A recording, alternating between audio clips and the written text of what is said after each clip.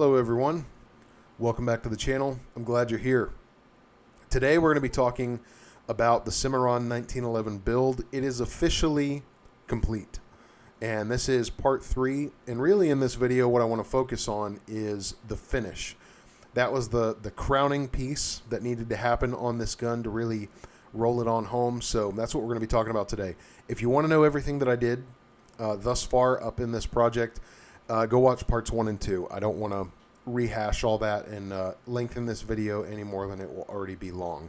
So, but basically, I got a Cimarron 1911 because it gets us really close for a good price to a pre-war build-ish kind of gun. And I will say, just from the 6-foot test, holding the thing away from you and kind of just looking it over, boy, it's close. It looks really good, in my opinion. The only thing that sticks out like a piece of rebar in your forehead is this ejection port. I really just despise the ejection port on this gun. And I did talk about in some of the earlier videos that I was flirting with the idea of welding this in, finishing over it, and profiling it, and just correcting the ejection port. But based on the way this gun shot, I think it would have a problem if I did that. So for now, anyway, I'm going to leave it. That's the only really gaudy thing left that sticks out to me. But the rest of the gun, boy, that side looks great, right? So we're gonna look at this side for the most part. So I'm gonna throw up a picture of the inspiration for this gun. Now, I do want to say my favorite 1911 ever is the original 1911 and 1912 versions of the gun. I would have loved to have built those, especially since I've got this pre-war frame, and I had the pre-war hammer from Colt, which looks awesome, and I pretty much successfully profiled an A1 beaver tail to give that pre-war vibe. But the reason I didn't go for those is because those original 1911s are very hard to do for a couple reasons. One, the rear sight is very unique, and there's only a couple companies that make them, and those sights are very expensive. The other things were things like the finish would be just way out of the wheelhouse for something I want to attempt, which is a very deep quality blue. And I feel like if you're going to do an OG 1911, you just got to do it right. And so that's not this gun. So the gun I picked was sort of like a 1916 to 18, somewhere around there, Black Army. That's much more achievable. By this point with the 1911, they had this hammer. They had this thumb safety. The parts become a lot more sourceable. They also had this rear sight, which is, that's actually technically like an A1 sight, but we'll forgive it. It's close. So the Black Army version was really easy to achieve. Easier, let's say that. So, again, go watch parts 1 and 2 for all the details, but today we're going to focus on the finish. So, I've been saying in all the previous videos that I was going to be using Brownell's Alumahide finish. And this is my third time using Alumahide. The first time I used their Parkerized Gray finish. And I was happy with how durable it was, but the color was deceiving. They call it Parkerized Gray, but it's actually supposed to be like an old school green Parkerized. And so it's really like an OD green, to be frank.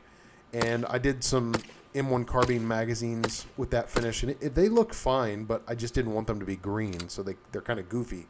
But overall, the finish is great. I wanted to revisit Brownell's because I saw they sell a matte black. And I didn't read any reviews, no nothing. I was just like, look, if this is just a nice, straight matte black, and it's as good as the green stuff, it's going to be awesome. And guys, let me tell you, the gun is done now. It's every bit as good as I thought it would, or that I was hoping it was going to be. It is very much like a black iron feel. The finish, it doesn't go on super smooth. It goes on thick. It's an epoxy-based finish. But if you do it right, if you take your time, do your prep work, be really patient and careful, you get a really, really nice product. And I got to say, like I said, it looks and feels like straight up black iron, and I couldn't be happier with how it came out. So let's get into the process, and then we'll gush on the thing a little bit more near the end. So the first step in the process with this Alumahide is you need to make sure, like any project, your prep work is everything. Now, this particular gun was Parkerized, and my focus was not to get it down to bare metal. That's not necessary.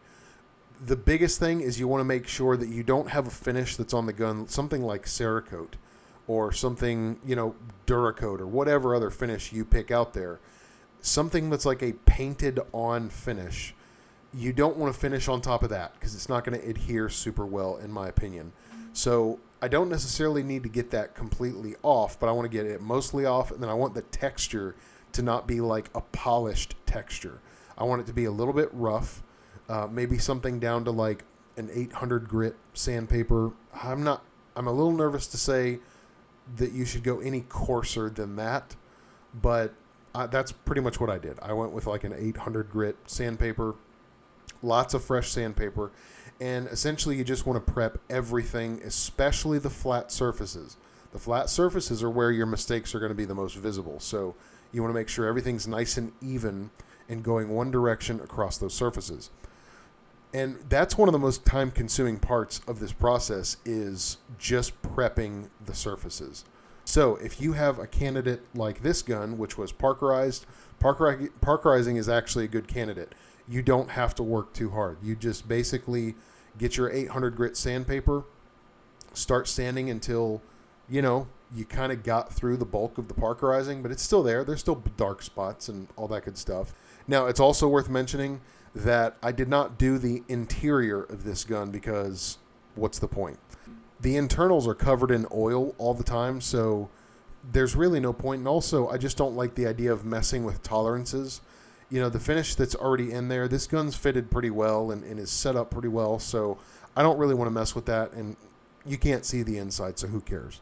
So once you get through prepping everything, again, personally, I recommend maybe like leaving your barrel alone, leaving your spring plug alone. I left my trigger alone because it's already black. What else? I also left my grip screws alone. The internals, the sear, the disconnector, things like that. I just left those alone. Pretty much if it's visible and it wasn't already black, I finished it.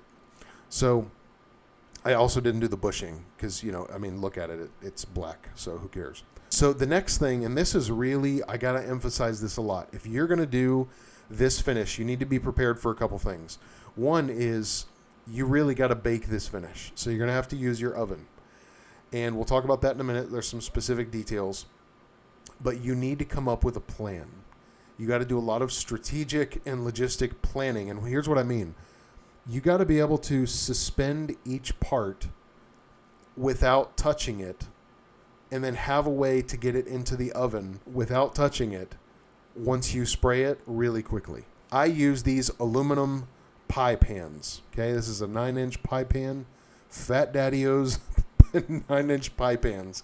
I did not know that was the brand name. I just read that live. So there you go. That's hilarious. I use these guys for a lot of different things. They're just like the perfect utility holder for all these little projects that I do. And so for like my parts, my slide stop, my safety, my hammer, mainspring housing, all that stuff went in here. And so, but I'm also being really strategic about how I place things in there. So like the hammer, I'm placing with the impact face facing down because within one magazine, this finish is going to, it's not going to be there. So if this gets a little messed up, that's okay. I want to leave the back exposed portions alone. I want those to be nice, right? With the mainspring housing, obviously the parts you can't see, that's the side that goes down. Slide stop, you got to get a little creative. I've seen guys use like cork and make a little cork jig that you stick the pin down into so the slide stop's just suspended in the air. There's a lot of things you can do, but you got to be strategic and you got to come up with a plan for how to suspend these while you spray them and then very quickly get them into your oven. So before you start spraying, there's a few things you want to make sure you have on hand. First of all, gloves, because this stuff, Alumahide, it will not come off whatever you get it on without effort. I can tell you that much right now. So if you want to maybe have some acetone on hand, that does help. If you just totally blow it and screw up, the finish, the first try, immediately. Hit it with acetone, get that stuff off, start over, because if you don't, you're going to have to do what I did, and you're going to have to sand through alumihide. And let me tell you, this stuff is tough. It's really difficult to get through. So for instance, again, being creative, I had an old banged up magazine spring from a Glock, and this is what I hung my frame on. You can also use coat hangers, wire hangers, just whatever you got to do. You want to come up with a plan and actually plan it out, act it out, hold the thing up, make sure you can rotate it and get to everything, and then go do a test hang in the oven. Go make sure that you actually have the room to hang it in the oven, because look, here's the deal. Everybody's oven is greasy. All of us, okay? And so you don't want this touching any of those greasy racks or edges of the wall or anything, because the finish is it's boned at that point if you touch the wall. So just pre-plan everything. Act everything out. Okay, can I finish it? I can twist it. Okay, good. And then I've got a plan. I'm going to walk through here. I'm going to go in the oven. It's going to go right here. Just pre-plan everything, because what you don't want to do is be in a panic where you go, oh crap, how am I hanging this thing up? And it's wet, and I got to figure this out. And then you're going to put it down, and it's going to screw up the finish. And it's just, have a plan is my big main point. Now, I want to get really specific on alumihide itself. Now, it comes in a can, a rattle can. It comes with 2 nozzles. I prefer the nozzle that it comes with, which is basically like a flat blade nozzle where it kind of just makes a horizontal line. But it does come with a round nozzle where it's just your standard cone spray pattern. What you want to do is, before you spray, you want to do 2 things. You want to preheat your oven to 190 degrees. And again, do all your testing. Make sure everything fits. And then you want to sit your can of alumihide in some hot water for 30 minutes. After that 30 minutes, shake it a lot. Shake the can a lot. And then put it back in the hot water for another 30 minutes. I know this feels like a lot, but I'm telling you, this stuff, it's epoxy based. And so if it starts to get clumpy or dry, or you didn't mix it well, you're going to know really quickly, because it's going to just sort of sneeze and puke onto your firearm, and you're going to be really frustrated. Ask me how I know. So once you've done all that, get you a nice piece of paper, some newspaper or a board or whatever you want to do. Spray a lot. Test spray a lot. Make sure it's a nice even mist. And you also want to get used to the distance, how far away do I need to be? Because if you get too far away, you're going to almost do a dry dusting of the gun, and it's not going to adhere well. If you get too close, you're going to create a lake on top of the gun, and it's going to be a nightmare. So test it out. Test it out, okay? Now, this next part's really important. Do 1 pass, okay? This is so important. The mistake I made, so basically the slide I did pretty well on the first try. All the individual parts I nailed them on the first try. But the slide and the frame I did have to kind of redo. The slide itself had a few little drips where it kind of did that. It puked on the slide. And once it was cured, I had to go back with a Dremel and literally Dremel down those drips. Then come back with a wire brush Dremel and, knock down all that stuff even again. Then sand the whole thing with 800 grit. And then do 1 more coat on top. So if you make a mistake and then you go and cure it, it's just a lot of work. But the most important thing is make 1 pass. Because if you make 2 passes, and this is the mistake I made on the frame, there was one part where I just didn't hit the right angle, so I hit it again, and then it was that one little spot. I just want to get that one spot, and bang, I hit it again. Guys, that stuff was so thick. Once it cured, I had to go back with a razor blade, and all this flat portion here, I had to razor blade all that off, and it was so thick. So you need to be really aware. Alumihide goes on extremely thick. It's like spraying peanut butter. So when you spray and make 1 pass, 1 pass. And this is why I think you need to just waste some paint and test it on a piece of paper or some boards or something. Get used to how it spreads. Get used to how it fills things in. Now, once you spray it, you can spray it, go cure it, sand it, spray it again. But here's the thing. You got to be careful doing that. And I don't think you should go into this with the mindset that I'm going to do 4 coats, because your gun is going to look like a burnt marshmallow. This stuff is very thick. I want to emphasize that. So the max that I would do is 2 coats. And that's like, I would not go any further than that. Now, when it comes to curing, you can also just leave it for 2 weeks. That's the cure time if you want to air dry it. I don't know about you guys. I don't like finished projects taking 2 weeks, so the oven it is. The oven's the way to go. It also, I just think you get a better product when you oven cure these things. It's just the finish is so hard and durable, and you don't have to worry about things sitting in the elements, dust collecting on them. I just don't like the idea of leaving this stuff sitting for 2 weeks. Again, I did have to go back and almost completely remove the finish from the sides of the frame because I did have some ugly drips, and I had to redo that. That was not fun. But once I got everything done, and I also did one tiny little pass back over the slide after I corrected some of those, like 2 little drips right here. Once you're done, you get a fantastic feeling gun. This gun just feels rugged and serious. Again, it feels like black iron. It doesn't feel like a finish. It feels like black iron. Now, I will say you got to be careful, because if you go behind this with like steel wool, it does a very strange polish thing. So once you finish this and you cure it, stop.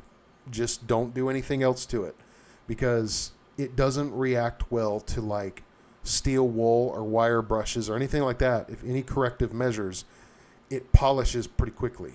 So other than that, guys, there it is. I mean, like I said, I'm really happy with it. And just to show you, this is what one of those drips look like. I missed that on the grip safety, but now you see my sins. I'm going to leave it. It's not a big deal. But yeah, this Alumahide stuff, it's a very hardy finish. It's not fragile at all. It wears nicely. It dries really hard. And man, it's a good product if you do your prep work right. And I'll tell you, 1 can is like $33, I think is what I paid. I did 2 coats on the gun, and the can still feels full. So 1 can goes quite a long way. I don't want to say how many guns you could do with 1 can, but I'm just saying, if you feel like, if you're going to do like even 2 handguns, 1 can is more than enough. Now, just a few other little things. I would avoid doing internals. When I first sprayed the frame, I did get a little bit on the frame rails. And when I went to go put the slide on, it was like, nope. So I had to go there with a razor blade and just fillet that finish off the frame rails and get everything redressed there. But for the external of the gun, it goes on really well. And you can see it's not so thick that it like eclipses roll marks. So now it will, I still have my serial number visible, but like the M1911A1 roll mark is, it's technically there. So you got to be careful. The stuff's thick, but it's not so thick. If you do it right, it'll end up looking like that, and you still have your roll marks. The slide serrations are still sharp. It didn't fill those up. My texture on my slide stop here, still present, still nice. Texture on my hammer thumb safety is still there, still good. So it's thick, but if you do it right, you test it out, you can get it nice and thin, and it'll go on pretty evenly. So there it is. That project is done. I'm really happy with this. It came out looking, pretty close to a Black Army. I'm really happy with it. So I hope you guys enjoyed that. I will definitely be using Alumahide on more projects in the future. In fact, I enjoyed how this came out so much. I'm like, I want to do it again. I want to finish something else, because this black iron vibe is just fantastic.